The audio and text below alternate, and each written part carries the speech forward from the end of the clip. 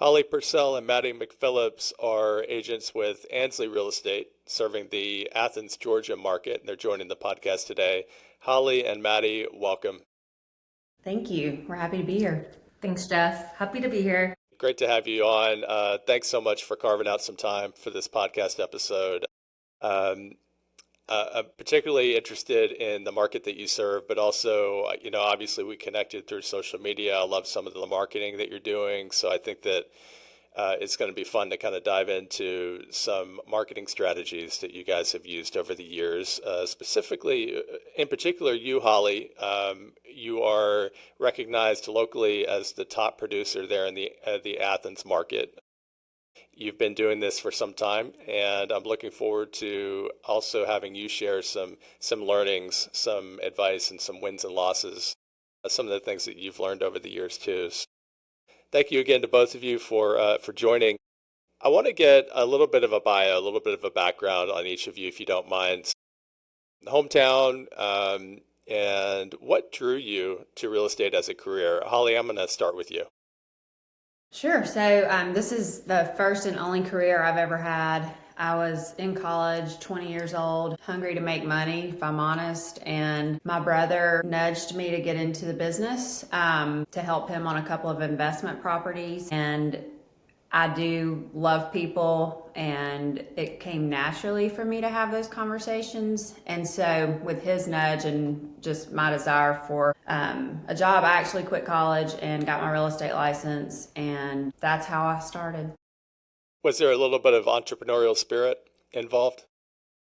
Yeah, it's just natural for me. I don't have a lot of fear when it comes to taking risks. And that's something I tell a lot of new agents is it's not for everyone. And if you're not going to be patient, and I'm just assuming someone that doesn't have, they're not second generation of the business or have someone that's feeding them instant business. It takes a little while, but it always works out if you do the hard work. Yeah, absolutely. We're going to talk a little bit more about that, and especially when it comes to advice for those who are just entering the industry or maybe thinking about getting into real estate as a career. It's certainly alluring for sure, but we really only see about 10% of what the job really is on social media. So looking forward to diving in a little bit more on that. All right, so Maddy, why don't you jump in here and share a little bit about your background? Yeah, of course. So I was born and raised here in Athens. I've lived in Athens nearly 30 years now. So I have just seen it grow and expand. It is a college town, but it's so much more than that. I grew up here. It's a great town for young families, young professionals, everybody. So it just is really grown over the last 30 years. And I actually had a background in marketing prior to this. So I worked for IHG Hotels, Intercontinental Hotel Group in Atlanta. So that's where I really honed my marketing skills. And then I've always had a passion for real estate. My grandfather started his own property management company here in Athens in the 70s. So I grew up around it. I grew up around property management. It's always kind of just been in my blood, as I like to say. And I always took interest in interior design and architecture and things like that. So just kind of a hobby for me at first. I jumped into real estate part-time while I was still working for my corporate job in Atlanta. And then I just fell in love with it and decided to take that leap of faith and run with it full time, and haven't looked back since. Should I say go dogs? You Should I throw absolutely. that in there? I think that having that marketing background, especially coming from IHG and the hospitality industry and having a marketing background, had to have really kind of helped you jumpstart your real estate career, because so much of real estate, practicing as a real estate broker, is marketing. And it seems to me like that would be a great background, great experience to bring to this career. Would you agree with that? Absolutely. Yes, definitely. So, Holly, how long have you been practicing real estate? Uh, Going into 21 years. 21 years? That's surprising. You don't look a day over like 28. And I'm I know. 25. So do you still love people? 20, here we are 20 plus years later in the industry. Do you still love people? I do love people. Yeah. I have learned a lot about people over the years. I think that I I got friendliest in high school. Do you remember senior superlatives? Yep, yeah. I So do. I think that I used to go into a relationship just totally honest and no walls up, and I would say that's changed a little bit over the years. You learn that everyone's not as honest and the same as you, but generally speaking, I do love to be around people, listen to people, and hear their stories, and I care about where they choose to live. That's good to hear. I know that, and I assumed the answer was yes, but that this career can, folks can become a little jaded. If you're not working on mindset and kind of keeping things in perspective. But it sounds like you've been able to keep things in perspective. And of course, we learn. We're all a little naive when we start out, and we're going to learn to ask the right questions, and also to what I've learned in my sales career is to listen more than I talk. So That's huge. I think that's a really big, huge point for real estate. I mean, you definitely have to listen to your clients and really hear what they're saying and what they're asking. So that's a great point. So what's the Athens market like? Share a little bit of an overview of the Athens market. College towns strike me as generally desirable places to live. They're usually, a town like Athens. I don't know offhand the data, but it probably ranks pretty high in the U.S. News and World Report. Best places to live in America. It's probably up there in that list. What is the market like generally? Is it a younger, older market? What do you have We're going on no, down there? for years Athens has been noted as a top place to retire in the country. Hmm. We experience four seasons here, and you can be in the mountains or at the beach within a few hours. And then living in a college town, a lot of people, when they graduate college, after they go and have their corporate jobs or their careers, they like to move back to the town where they say they spent the best years of their life. And so we do see a lot of that. And then in terms of, obviously, we have a big population with students. The place I would say is the smallest demographic are the younger families. I meet a lot of people who say if I could live in Athens, I would, but because of my job, because our job industry isn't as big as, say, Atlanta or a larger city. And so the county next to Athens, there are more new construction homes, and the school system ranks top in the country, so we do pull a lot of families into that county. But in Athens, the real estate is expensive. Think of like the older historic areas near the university. It's generally that way in most college towns, and Athens is no exception for that. Yeah, I was going to ask you what the cost of living was like in Athens, and you're right. To your point, a lot of college towns with a lot of history, the desirable places to live, obviously have a higher cost of living. Real estate values tend to be a little bit higher, skew higher than other markets. We see that here in our area. I'm in the Charlotte market, specifically the Lake Norman region, and one of the towns that borders that has shoreline on Lake Norman is Davidson, and it's Davidson, North Carolina. There's a private college here that goes back a few centuries, and it's a gorgeous little town, and it's very desirable, and it's one of the most expensive areas, as far as property value goes, to live around the Charlotte area, and so that kind of lines up with what I've seen in college town markets tend to skew a little bit higher when it comes to property values. Yeah, you guys really see it. I have a interesting story. A good friend of mine left Athens and moved back to Charlotte. That's where she's from, and thought she'd move back home. They could live anywhere. And they rented for a year, and then they rented for a second year. And she called me one day and said, I'm moving back to Athens because you can't buy real estate here. Yeah, It's too yeah, expensive, or it sells before it's ever listed. yeah. It's been really a very unusual market here in the Charlotte area over the last few years. Obviously, it was crazy everywhere in 21 and 22, but yeah, it's really it's been exciting to see, but it's been frustrating too for a lot of folks, especially first-time home buyers. I think have really found it to be very challenging. Not just the cost of the homes, but just the process of winning a bidding war. Like it's very difficult for a first-time home buyer to win a bidding war when you're up against cash buyers or major equity.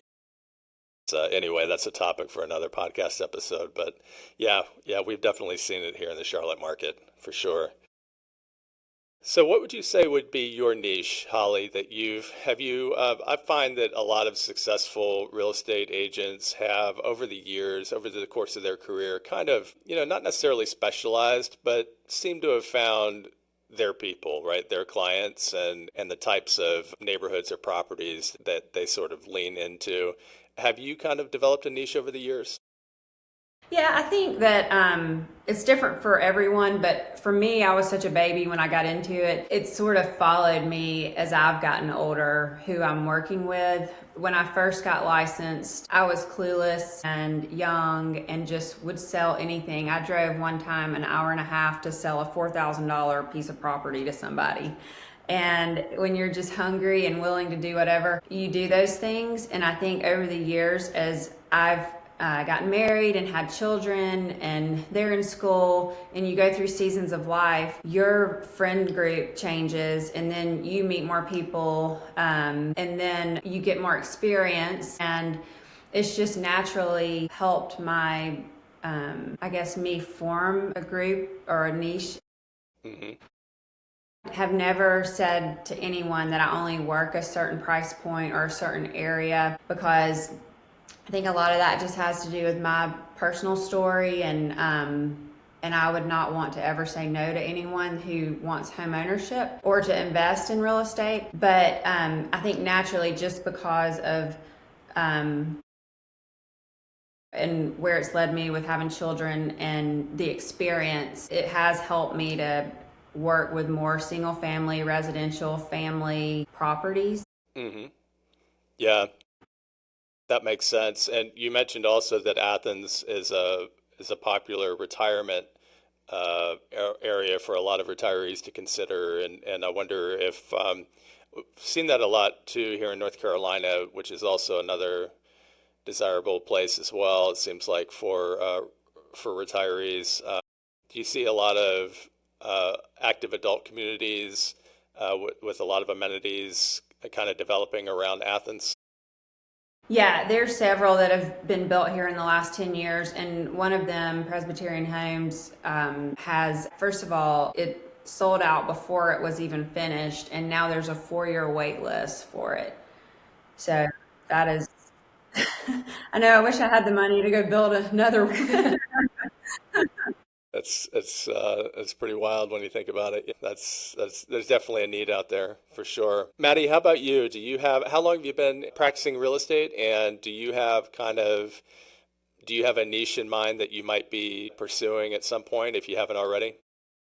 Yeah, absolutely. So on the flip side of Holly, I'm a little more new to the industry. I've been in real estate for about 2 years now. I really just love to help first-time home buyers. Like Holly said, we really help all kind of clientele.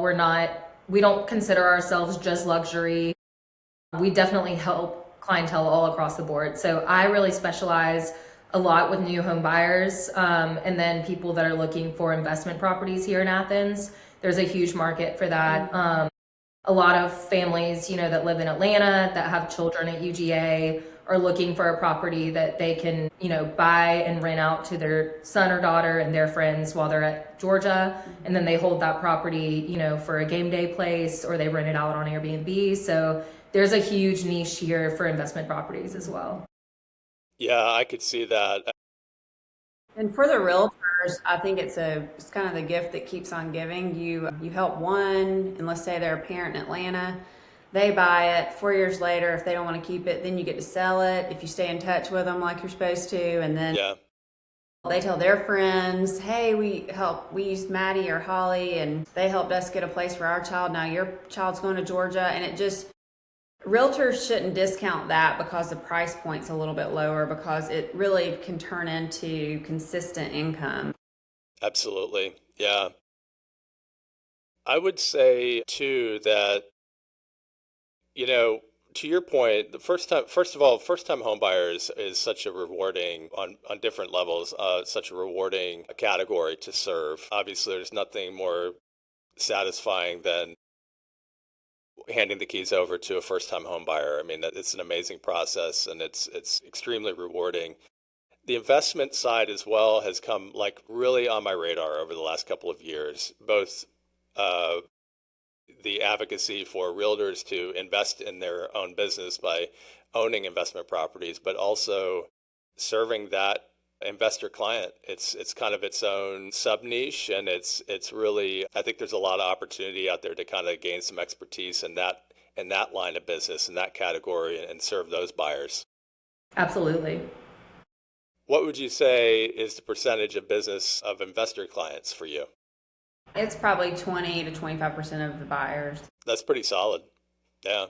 Yeah. Yeah, it's a really cool thing. And then I've got a couple of my best clients in Athens who have an entire local portfolio, and they've been really great clients through the years.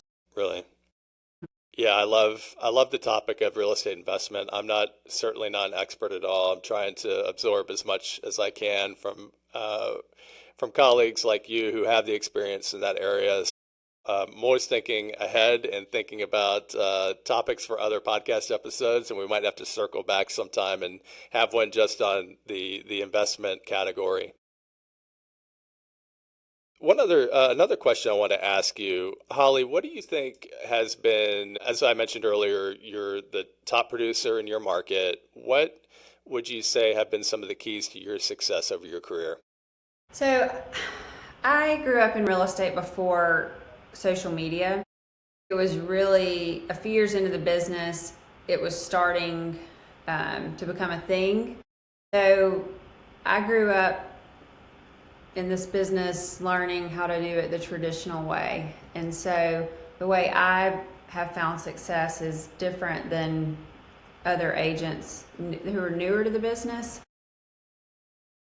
Was the one going to the conferences, and I had a business coach pretty early on who, well, first of all, I'd like to say I got my heart broken quite a few times by just thinking like, oh, I'm the friendliest and I'm from here and I have a big family. Right.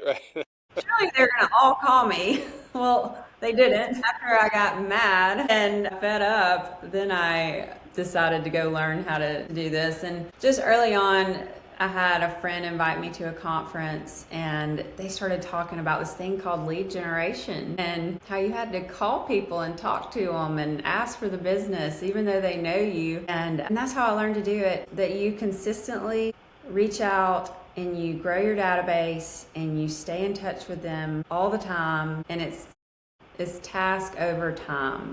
Mm-hmm. That's how my business grew. And now and I'd like to say I'm a marketing expert, but I'm terrible at marketing. Thank goodness Maddy knows what she's doing, because I'm awful. We just had a long meeting yesterday about this, and they were like, you've got to get it together. Give me a phone, I will like robo-dial people, but put me, like, even this is a little bit uncomfortable for me. So mine is relationship based, it's driven that way. And now all the new stuff's coming in that Maddy can elaborate on because she's really good at it. Absolutely. Well, before I jump over to Maddy, I want to ask you, so early in your career, you probably did a lot of cold calling.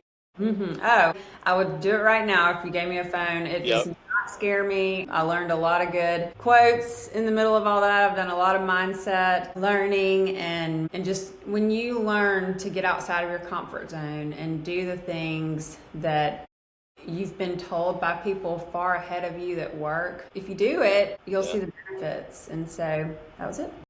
Yeah, some strategies have certainly stood the test of time, and cold calling is still an effective strategy. It's pivoted a little bit over the years, but what was your bread and butter? Was it FSBOs? Was it expired listings? Or was it just reaching out to your sphere? Yeah, so early on, back then, we had a lot of for sale by owners and expired listings, whereas now, like you said, things have shifted and the people you're calling looks different because we don't see as much of that. But back then, yeah, we would have a list and we would call them, and then they wouldn't answer, and we'd call them again, and we'd keep calling until we got them. And your goal is to get an appointment, and really that was the goal. Every day I don't want to go home until I get an appointment. If I do that, I'm going to be okay. And you get hung up on, cussed out, no, no, no, no, no, and you get that one yes, and it just resets your mood and your motivation. And so, and then you get a sell, and then you take that sell and you go ask them who they know, and you're just constantly growing all the people and the contacts that you can. And then over time, that's gotten better because now I have a database and they know me. It's not as intimidating. It's more personable. You convert a lot more leads that way. And that's why I say if you can stay with it 3 to 5 years, there's a sweet spot that happens where people just start referring you business and you don't always have to go and get the business. And that's when it gets good, in my opinion. It takes time. There's no shortcuts, right? So yeah, you just got to grind it out in the early years. Yeah, I love that. I love that you shared that too. I think that a lot of newbies are really afraid of cold calling. I mean, for good reason. It's not easy, but it is a numbers game, and you kind of develop thick skin, and you learn from every. I'm sure a lot of calls. You've learned a lot of lessons on calls and what to do and what not to do next time, right? Yeah, not to sound cheesy, but I think you have to be motivated by something. And Yeah, if you don't know your why and what you're doing this for, you will feel like you're going to just fall off a cliff and quit.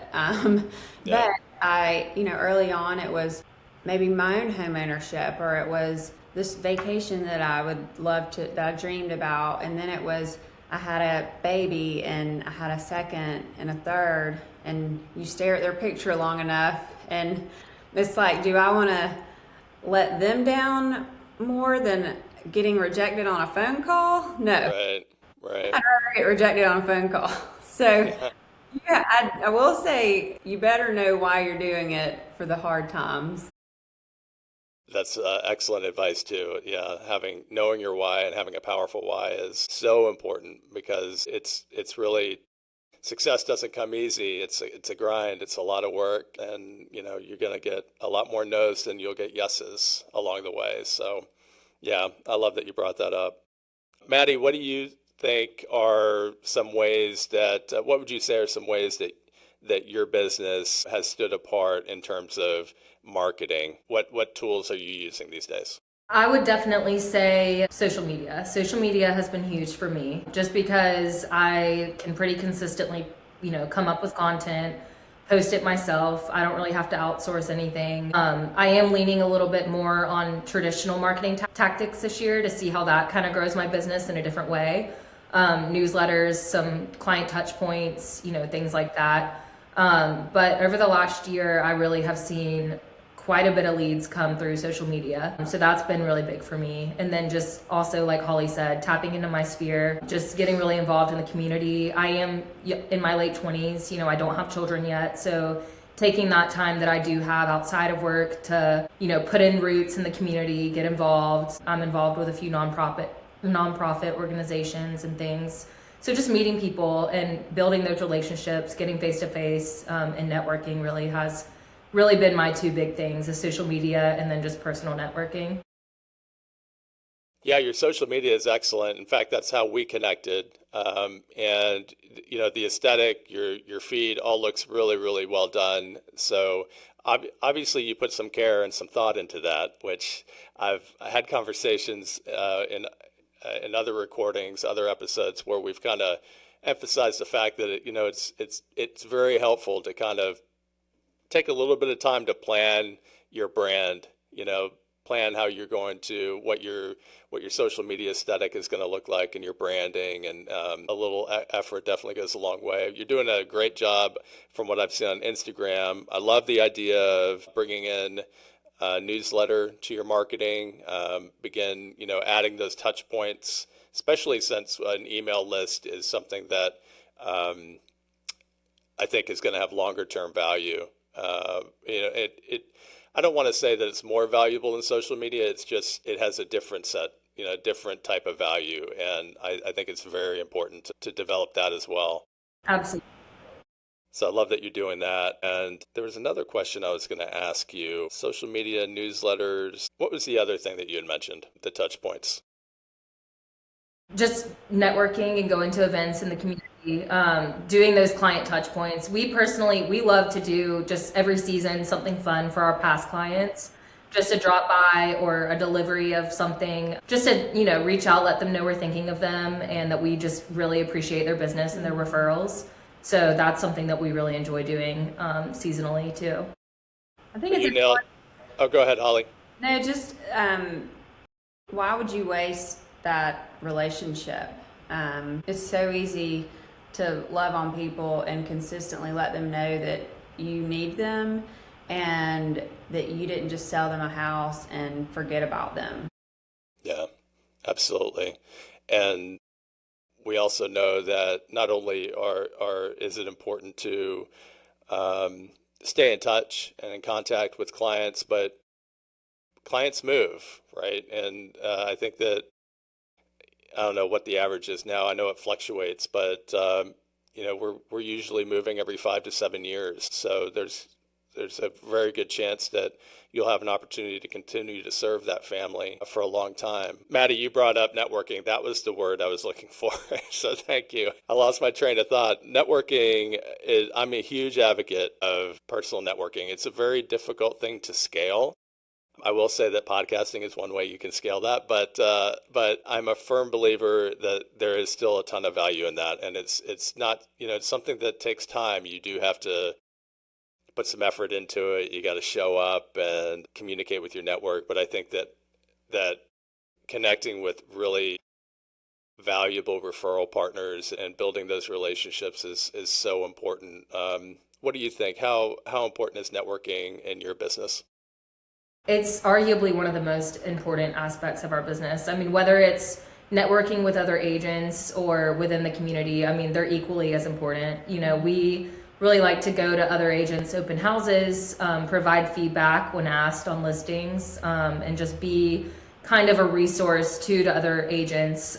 We have a pretty strong community here of agents that really just support each other and uplift each other. So that's important. And then also just, getting involved in the community. Holly's really involved with her children's school, sports, and things like that. So she is always seeing people at those events. And then, I make effort to, go to those networking events, philanthropy events, things like that. So just really being involved in the community and not just showing up to something, but also, being there. There's a difference in being present and being present. So I think there's a huge value add in just, talking to people and having those genuine conversations and making those connections rather than just showing up. And I'll say, in terms of the real estate network, realtors networking, if I'm out showing homes, I'd much rather sell someone's listing who had me over at the broker open for Prosecco last week and we laughed together than That's right. this other agent who cussed me out the last time we talked. you know, and I want them to feel that way about us. Yeah. It's a win-win for everybody. It makes our jobs a lot easier when we have a common goal. Mm-hmm. And don't miss an opportunity out in the community to serve or show up. You never know. Some of my best networking relationships have been just saying yes to going to the chamber meeting or helping serve food for the homeless or there's so many local things you can do. And if you don't have children playing sports, I tend to pawn my children off to like, yeah, mommy's gonna come to the thing at the school. Are there gonna be a lot of parents there? What's wrong with that? Just part of it. But if you That's can't right. do that, there's plenty of things that you can do that I can't because I'm at those children's events. So Sure. find them. Yeah, absolutely. Find a way to stay engaged in the community. Maddy, you brought up philanthropic philanthropy. It's a hard word. It's stuck on the tongue. Philanthropy, getting involved with local nonprofits. Not only is that just something I think we as business leaders and entrepreneurs and real estate professionals should do anyway as a way of loving on our community, but selfishly on the flip side, those organizations and those events tend to have what I would call could be possibly your ideal clients attending them. The boards are full of your ideal prospects, and I think that these are just good people to network with. I'm also a firm believer that you are the average of the 5 people you spend the most time with. So you're going to find some really good people on those boards. You're going to learn a lot from them. And I think that those are just good people to network with as well. Yes, Yeah. definitely. Whoever left serving food to the homeless and walked away and said, "Man, I just feel terrible. I wish I hadn't done Right. that." Yeah. You just don't. We're humans, and it's our innate nature to want to help people. And one of the benefits of it is you network and learn about other people too. I had years ago, my godfather, when he retired, he was ready to launch another career. He wanted to launch his own business. I hired a business coach, a very successful and prolific business coach, to help him figure out the next chapter. One of the first things his business coach told him to do. Chuck came from an executive, a military background, and executive background before he retired. And one of the first things his business coach told him to do was to find the local pantry, soup kitchen, the local opportunity to help serve the needy. And that's your assignment this week. And I need you to go every week on the same day and do that and serve. I think the biggest part he got out of that was the perspective that, it really, really opened his mind and his eyes to a different perspective. And yeah, it is so rewarding too, to be able to help lift up the community like that. But I always thought it's always stood out to me how interesting it was that this executive business coach would tell his client one of the first things he told him to do was to go volunteer at the local soup kitchen. Wow, that's Yeah. awesome. Yeah. So it kind of lines up with what you were saying. That's what it rung a bell for me. The networking is huge. I'm glad to hear you say that because I'm such a big advocate of that too. Before I let you guys go, what would be a piece of advice? I say this in almost every episode. Pre-licensing courses, these classes are still full all the time. The industry is very alluring. And, there are certainly some myths that could be better dispelled, I think.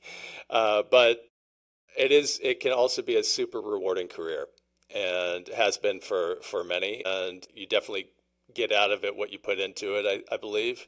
What would be a piece of advice you would offer someone who's either considering a change of career or they're early in their real estate career? Holly, I'll start with you.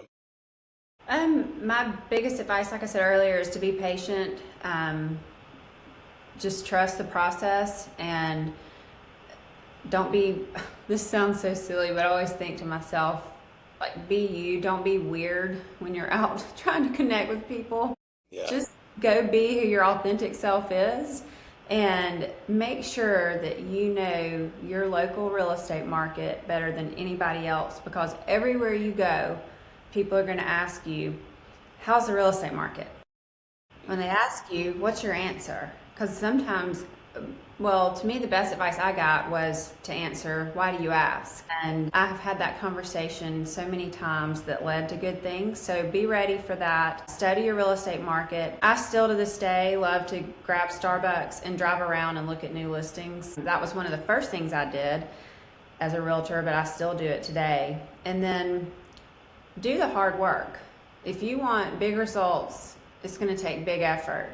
And if you think that just letting the phone ring and people reach out to you and call you is going to create the big results, then you should get a different profession, because the glamour that you see on social media and everybody's highlight reel, you don't see the roots and under the iceberg and what's actually happening to develop those results. So stay focused, keep doing the work, and be patient. And have a mastermind group or 3 to 5 realtors that you can call. Early on in my profession, I met about there's 6 or 8 of us in that group from different states at a real estate conference. And I still talk to them almost every day, and that was over 15 years ago. And we've been through hard times together. We've been through great times together.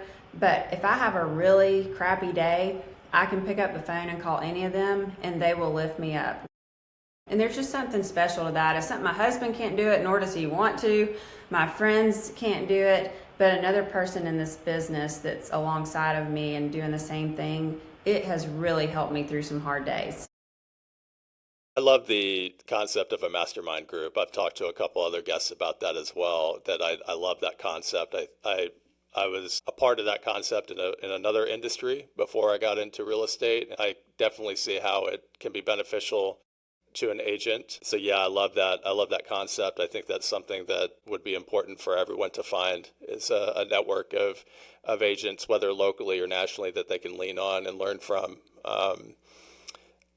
And being patient, you got to be patient. You got to put in the hard work for sure, and be authentic. Just be yourself. Don't try to be someone you're not, because it's not going to work. Just be authentic, be yourself, and trust me, being yourself is enough.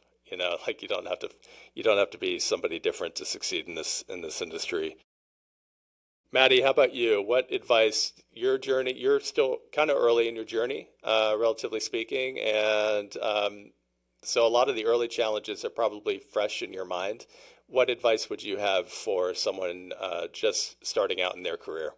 I would definitely say find a mentor. Find somebody that you respect in the industry, somebody that you look up to, somebody that you want to emulate, just the way that they run their business. It doesn't matter, if you connect with them over social media. Doesn't even matter if they live in the same city as you. Like Holly said, just somebody that you can call on or connect with on a genuine level, that cares about your success and cares about your growth, and is able to help you cultivate that. When I first even considered getting into real estate, I connected with a mentor while I was still in Atlanta, and we still today, keep tabs on each other, check in with each other, see how each other are doing. And it just has been monumental to me to see, her success has given me motivation to chase after my own. So I think that was huge. And now, I found that in Holly here locally. So being able to admire my partner and, just really want to emulate the business practices that she's put into place also motivates me on a daily basis. And I think that's my biggest advice to agents trying to get into the industry, is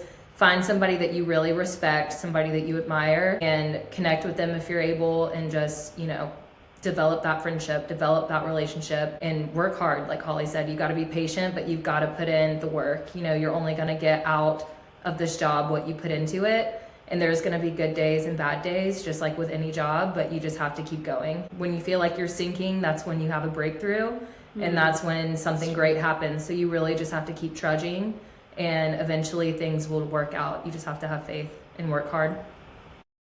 You come from a marketing background too. Are you familiar with Seth Godin, the author? Yes. Seth Godin, yeah. I think he would call that the dip, right?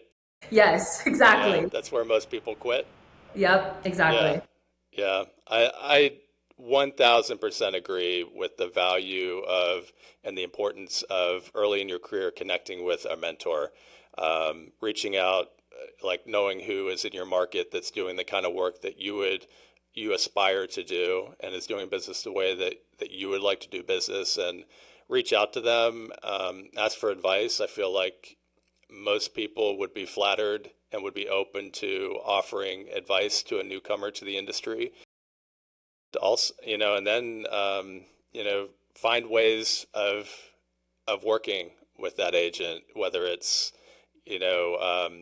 helping with some things that they don't have time to help with, maybe join them as an assistant for a short time. But I mean, making some sacrifices, I think, early in your career will reap some tremendous rewards later on if you can just kind of, get through the first couple of years.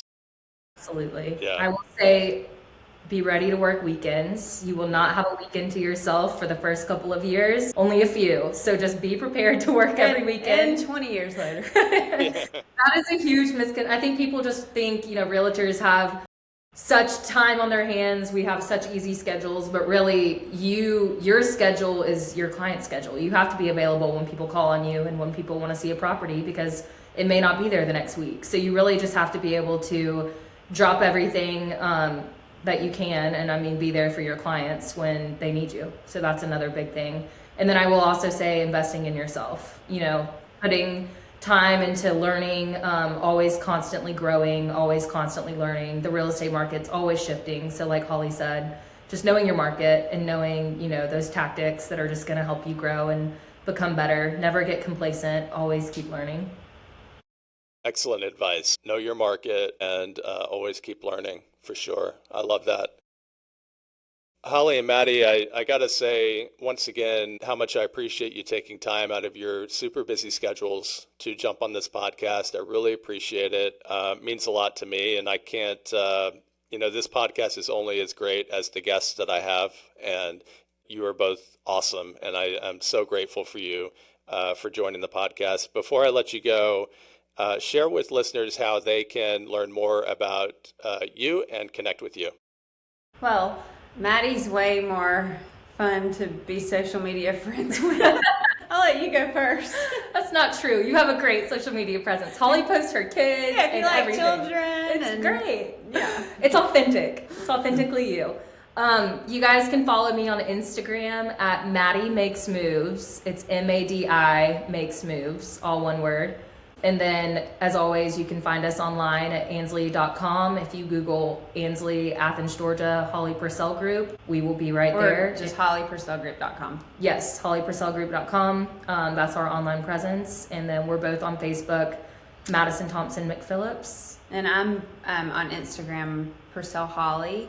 And then our business page is Live Athens GA. So. Perfect. I'll have the Instagram account information in the description for this episode, and I'll have links, of course, to what was the website again? The Holly Purcell Group? hollypurcellgroup.com. I'll have that link in the show notes and description as well, and look forward to tagging you both and your business on Instagram when we release this episode. And once again, just want to say thanks so much for joining the podcast. Madi McPhillips is an agent with Ansley Real Estate, Athens, Georgia. Maddy, thanks for joining. Thank you. We appreciate it, Jeff. Thank you, Jeff. And Holly Purcell, of course. Holly, thanks again so much for your time. Really appreciate it. Thank you. Happy to be here. Thank you.